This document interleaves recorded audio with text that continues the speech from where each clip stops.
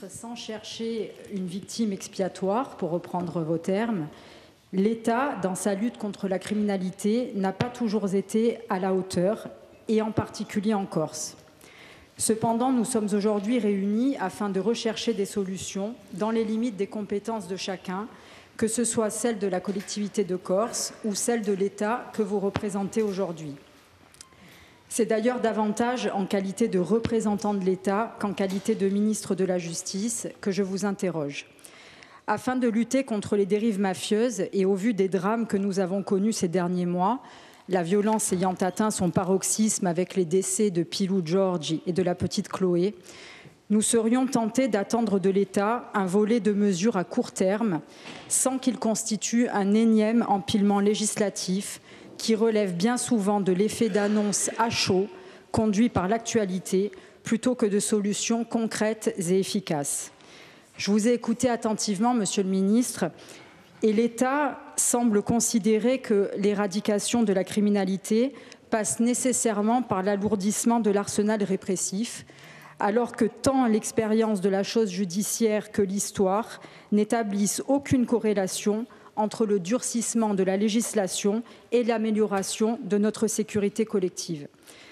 Tout autant que des mesures à court terme, nous attendons également de l'État d'agir sur le temps long, d'agir sur les causes.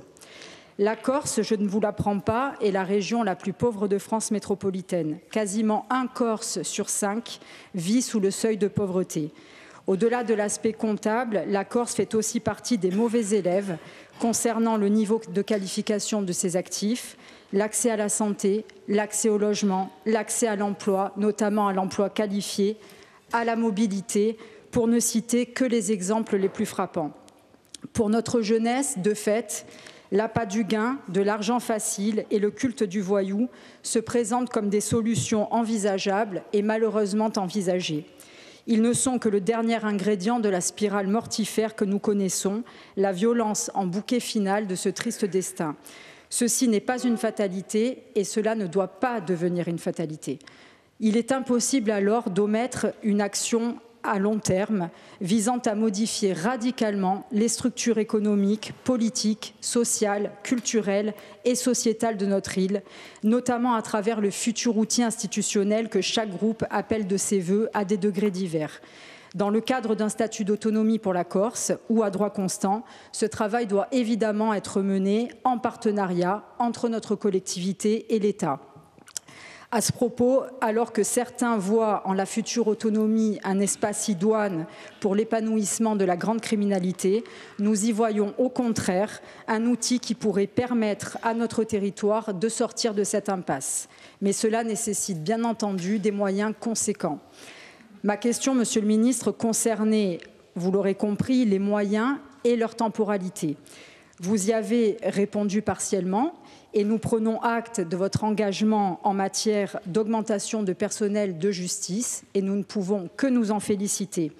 Cela étant, pouvez-vous préciser votre propos s'agissant des moyens de police et de gendarmerie? J'ai entendu l'augmentation des effectifs de police. Cela étant, Corse Matin, il y a quelques jours, se faisait l'écho de l'inquiétude des syndicats de police en Corse qui dénonçaient notamment leur situation et le sous-effectif.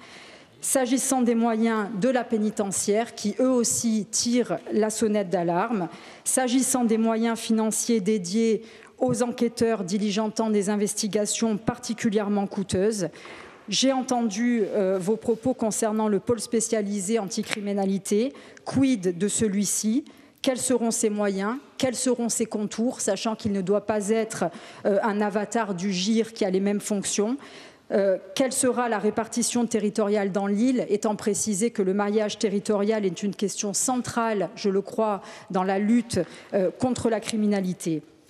Et puisque le combat contre les dérives mafieuses est multidimensionnel, et puisque finalement le droit pénal ne constitue que l'écume des choses, quels sont les moyens que vous proposez pour lutter contre les dérives mafieuses dans l'île à long terme? Quels moyens pour l'emploi, pour le développement économique insulaire? Quels moyens pour le sport, alors que votre gouvernement, au plan national français, annonce une diminution de 30% du budget des sports?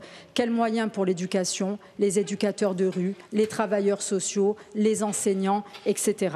Êtes-vous, Monsieur le Ministre, en mesure d'expliciter et de chiffrer ces moyens? Nous serons bien entendu extrêmement attentifs à notre réponse, mais nous serons surtout très attentifs à sa traduction matérielle. Je vous remercie.